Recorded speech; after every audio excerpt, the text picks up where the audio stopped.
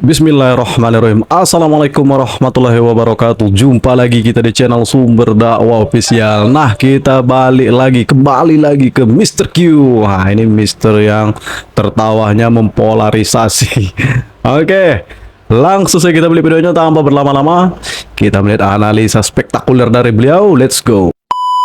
Menurut gue itu apa ya, kalau kita bicara peristiwa-peristiwa yang membentuk masa depan ya, membentuk masa depan Indonesia 5 tahun ke depan atau bahkan sampai 20-25 tahun ke depan, itu mungkin peristiwanya adalah pernyataan dari PDI Perjuangan bahwa Pak Jokowi dan Mas Gibran tidak lagi di PDI Perjuangan. Oke, alhamdulillah. Nah, kenapa itu penting? Karena menurut gue itu mengubah semua langkah-langkah politik ke depan. Betul. Langkah-langkah politik ke depan. Menurut gua selama ini Pak Jokowi dan Mas Gibran itu ya boleh dibilang sebetulnya menahan banyak langkah-langkah politiknya karena masih dianggap bagian dari PDI Perjuangan. Dan pihak-pihak yang lain juga belum melakukan langkah-langkah politik karena masih melihat Pak Jokowi dan Mas Gibran sebagai PDI Perjuangan. Tapi dengan dilepas begini, menurut gua konstelasinya sudah sangat berubah. Dan kita sudah lihat bagaimana cepat banget ya Partai Golkar langsung merespon dengan mengatakan bahwa Jokowi dan Gibran adalah keluarga besar dari Partai Golkar. Oh, Pak Erlangga yang ngomong ya? Pak Erlangga yang ngomong. Itu kan videonya beredar. Pak Erlangga, Jadi jadi versi bukan lain juga Mr. Q. merasa bahwa punya peluang juga di Iya, Golkar. banyak tokoh-tokoh Golkar yang menyambut dengan gembira ya kemungkinan bahwa Jokowi dan Gibran itu di Partai Golkar. Bang. Dan sebetulnya kalau bicara saham ya, balik lagi bicara saham atau bicara langkah-langkah ekonomi, Catur dong. Catur. Iya, pakai. Tapi analogi yang kali ini agak susah untuk catur, agak susah ya. Jadi paling gampang itu dianalogikan dengan saham. Ya. Jadi kan begini, Pak Jokowi ini kan adalah tokoh yang sebetulnya masih sangat populer di Indonesia. Survei terakhir dari indikator kan 77,5%. Betul banget tingkat kepuasannya. Lalu Mas Gibran, Pilpres kemarin dia menarik suara orang muda. Dia adalah wapres yang masih sangat muda, usia 36 tahun, lalu kemudian ya 5 tahun, 10 tahun ke depan bisa tetap jadi wapres, bahkan 10 tahun ke depan bisa jadi presiden untuk ya, amin. 10 tahun ke depannya lagi. Jadi harus Mas Gibran ini saya lihat sebagai salah satu bintang penjuru ya. Bintang penjuru dalam politik Indonesia 20 tahun ke depan loh. Cerdas, ganteng. Oleh PDI Perjuangan, aset yang bagus ini itu dibuang gitu. Jadi secara kalkulasi politik ini menurut saya sih blunder besar sekali. Kalau saya sih lebih suka mengambil analogi Sintayong yang dilepas oleh Korea ini kan. Sintayong ya? Iya, dilepas sama Korea, melatih timnas ngalahin Korea. Kan? Ngalahin Korea. Tapi Sintayong ini kan baru masuk ke babak semifinal kan. Kalau Pak Jokowi itu udah juara. Jadi STY ini belum bisa kita bandingkan. Belum. Iya, Pak Jokowi ini kan bisa mengantarkan Pak Prabowo menjadi presiden kan. Jadi kalau STY itu baru mirip-mirip analoginya dengan Jokowi, kalau bisa mengantarkan Indonesia jadi juara Piala Asia U23. Kalau juara U23 ini Chief Erick Thohir baiknya fokus di sepak bola aja. Karena bisa melenting, terbukti kan. Nggak fokus aja melenting Jangan. Justru dengan kalau misalnya juara nanti ya, kartunya Bang Erick Thohir dalam konstelasi politik Indonesia justru makin kuat dong. Oh gitu. Iya dong. Itu malah kartu truf itu nanti. Bisa lebih fokus. Lebih fokus di situ. Pak Erick ini adalah tokoh yang multitasking. Multitasking. Ya. Justru orang kayak makin banyak kerjaan makin ter-challenge dia. Betul. Pada dasarnya setiap Menteri BUMN itu harus multitasking. Tapi pernah suatu ketika Bung Erick Thohir ganteng. Cerita nih. Saya pernah suatu ketika datang ke Menteri BUMN, bukan Pak Erick Thohir ya, menteri yang lain gitu. Nah, di ruangannya itu, mejanya itu penuh, nggak ada satupun tempat yang tersisa itu dengan semacam prospektus atau lembaran-lembaran dokumen gitu. Ya karena waktu itu kan BUMN ada berapa ratus itu. Iya. Jadi bayangkan aja tiap BUMN itu disusun, meja itu penuh. Jadi seorang menteri BUMN itu otomatis harus orang yang punya kemampuan untuk multitasking. Kira itu biar kita bisa kurangin bebannya Pak Erick juga. Jadi di sepak bola lebih fokus. Iya, tapi dalam kacamata dalam kacamata yang mengangkat Pak Erick Thohir menurut gua, justru dia akan diberikan tempat. Kalau masih diberi tempat yang masih berhubungan sama olahraga, Menpora, oke lah. Jangan itu. Kalau jadi Menpora nggak bisa jadi ketua PSSI bro. Iya, Oh, iya, ya. Nggak bisa. iya. Pak Zainuddin aja Amali harus mundur. Iya kan kalau sudah kalau menteri olahraga juga apa gunanya? Atau ke Menkop. Kenapa Kemenko? Cocok kan? Iya. Dia kan mau mengindustrialisasi sepak bola. Koperasi. Ya. Cocok. Iya, iya. Orang Barcelona itu Ya, kan Menteri Perindustrian aja kalau gitu. sahamnya punya supporter Iya, Barcelona iya. kan. Tapi kita balik lagi ya soal apa tadi peristiwa-peristiwa yang mengubah masa depan Indonesia. Menurut gua ini salah satu peristiwa yang betul-betul akan mengubah masa depan Indonesia. Amin, amin, Setidaknya amin. secara pertama-tama secara politik. Tapi apa yang mengagetkan dari berita ini sama Mr. kayak Q? ini enggak? Pak SBY dilepas Bu Mega dulu itu sama enggak kira-kira? Oh beda. Yang tahun berapa nih? 2004. 2004 tahun Kan 2004. balance cup juga tuh politik Indonesia. Iya. bukan PDI, Pak SBY. Iya, tapi Pak SBY bukan PDI kan ya, kan bukan ini PDI. kabinet. Betul. Beda lembaga aja. Betul. Oh, beda. Jadi kalau misalnya begini, kalau Ke Pak Prabowo dilepas sama Golkar kali ini. jadi kalau Pak Jokowi ini bagian dari PDI Perjuangan, maka PDI Perjuangan itu akan mendapatkan benefit elektoral ya dari keberadaan Pak Jokowi di sana. Mungkin kalau nggak ada Pak Jokowi di PDI sama sekali 2024 ini, mungkin suara PDI lebih rendah lagi loh.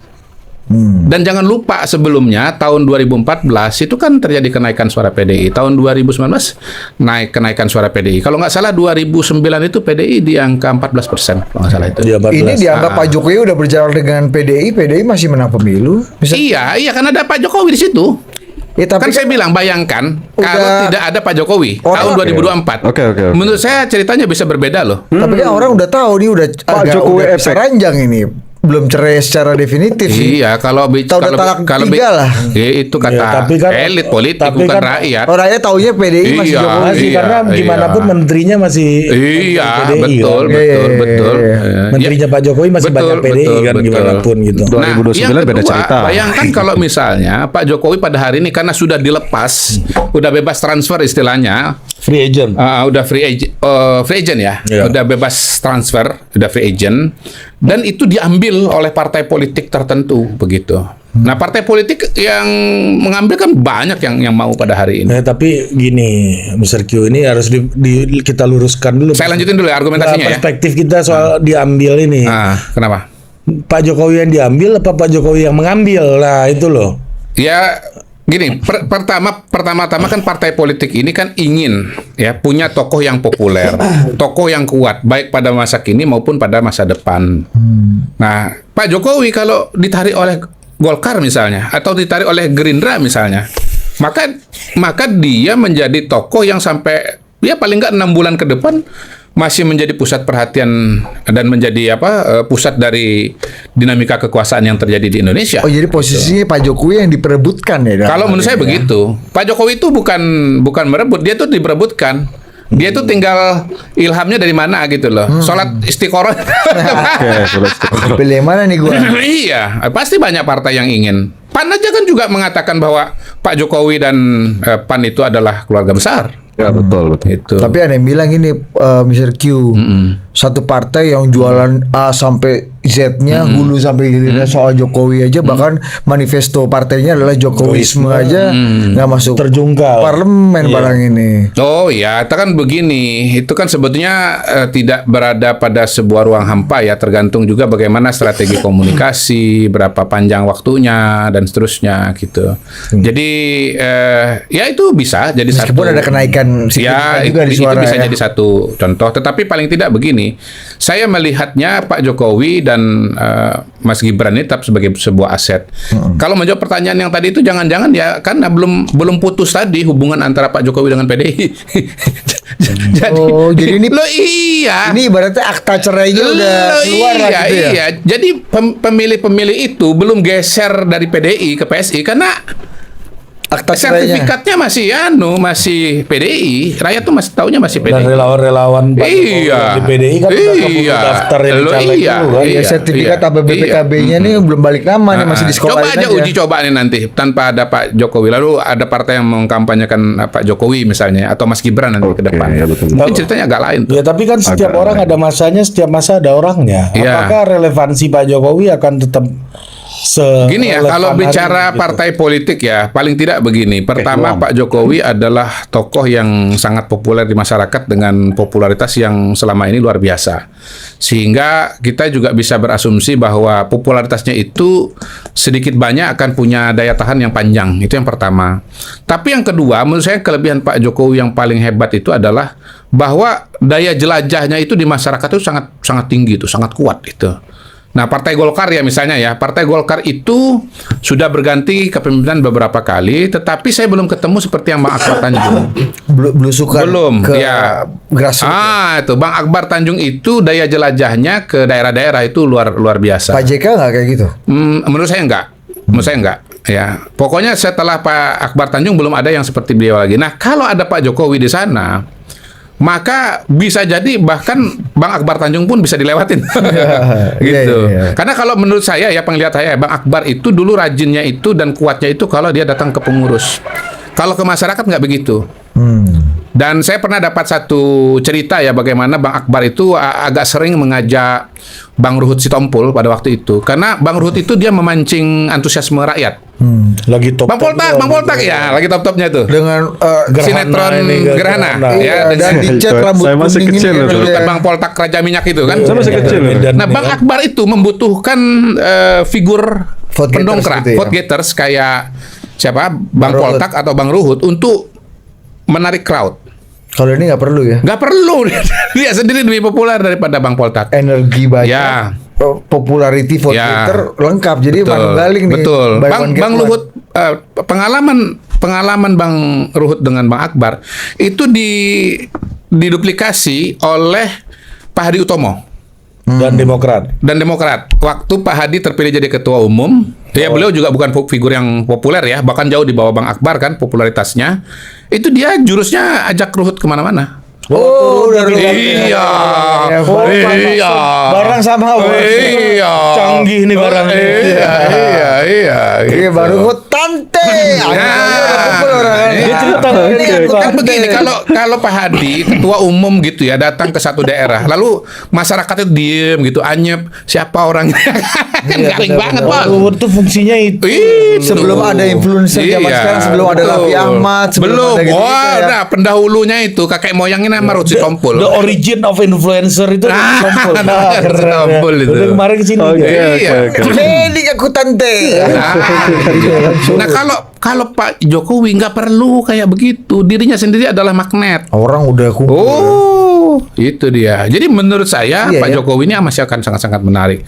Ya termasuk Mas Gibran kan. Mas Gibran juga Pilpres kan dikenal banyak orang dan Ya, mendapatkan betul. sambutan. Betul banget. Apalagi nanti jadi wapres, Mas Gibran, punya Brother Gibran. aura kepemimpinan nasional. Sepaket nggak nanti? Hah? Mas Gibran sama Pak Nggak tahu, ini nanti tergantung partai politik kan Tapi akan gini, melakukan apa dan mengambil langkah-langkah apa. Mr. Q, tapi kan gini, kenapa Pak Jokowi jadi magnet? Karena memang the presidency institution gitu ya. Presidential institution. Ya, itu presidential institution itu kan memang punya kekuatan to convince gitu. Oh iya. Nah, ya kan kalau hari ini kan kalau Pak Jokowi udah bukan presiden lagi kan dia nggak punya belum agak tentu beda tuh, punya malah.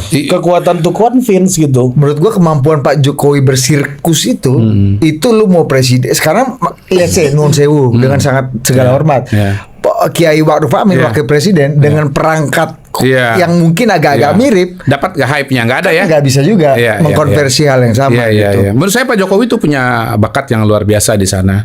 Dan gue ingat waktu dia gubernur Jakarta ya, dia praktis nggak pernah pasang baliho Ya. gitu, billboard seperti yang dilakukan oleh Pokok. Fauzi Bowo. Tetapi justru popularitasnya melejit dengan cara yang sangat luar biasa gitu. Iya. bukan cuma di Jakarta tapi seluruh Indonesia, menembus pelosok-pelosok Indonesia. Saya ingat waktu itu ketemu dengan Pak Abdul Ghani Kasuba, dia gubernur atau calon gubernur pada waktu itu, dia menyebut dirinya sebagai Jokowinya Maluku Utara. Kenapa dia menyebut begitu? Karena kalau dia berkunjung ke pulau-pulau, Halmahera Utara kan pulau-pulau, itu dia ketemu orang di daerah di pelosok-pelosok itu Jokowi gitu. Jadi melihat itu dia membahasakan dirinya dia sebagai Jokowinya Maluku Utara gitu. Ini cerita pribadi ya gitu. Jadi saya pun sama dengan Budi bahwa Pak Jokowi itu akan tetap bisa memaintain popularitasnya menurut saya, walaupun dia sudah bukan Iya. presiden lagi. Ya, betul. Mungkin nggak spesial-spesial Betul, amat, keren, tapi keren, dalam sependapat. konteks lawannya Pak Jokowi dalam konteks yang sama Iya, itu iya. nggak ada yang lain. Iya, iya, iya. Compare-nya Pak Erlangga apakah bisa, Iya, Pak Zul apakah betul, oke, betul. Caimin apakah Betul. punya level yang sama. Ya, kalaupun Sirkus-sirkusnya. misalnya tidak, kita Bang anggap aja Surya. ini eksperimen politik yang menarik ya. Eksperimen politik yang menarik ya. Kita saksikan nih, nanti misalnya tahun depan atau 2 tahun lagi, Pak Jokowi itu akan tetap populer nggak seperti dia sekarang ini? Dah, pokoknya sangat menarik. Apa itu analisa dari Bung Kodari memang betul. Saya kalau memperhatikan pembahasan dari Bung Kodari, saya ingat apa itu analisa dari Bang Pasya, kan Bang Pasya Ungu. Memang betul demokrasi kalau di era Pak Soeharto itu ya tidak ada orang yang berisik-berisik macam sekarang. Jadi pemerintah bisa fokus untuk menjalankan programnya. Jadi tidak ada yang berisik. Jadi untuk yang bilang era Pak Jokowi era otoriter, Anda salah besar. Tapi alhamdulillah Pak Jokowi walaupun isi dalam negara ini berisik sekali, banyak sekali yang mencaci maki beliau, tapi beliau masih tetap menjalankan program beliau dan alhamdulillah sukses dalam menjalankan pemerintahan selama 10 tahun ini. Pokoknya kita support, kita dukung yang akan dilanjutkan dengan Pak Prabowo dan Mas Gibran. Jangan termakan isu hoax, jangan mau diadu domba. Saya akhiri, NKRI harga mati. Wabillahi taufiq wal hidayah. Wassalamualaikum warahmatullahi wabarakatuh.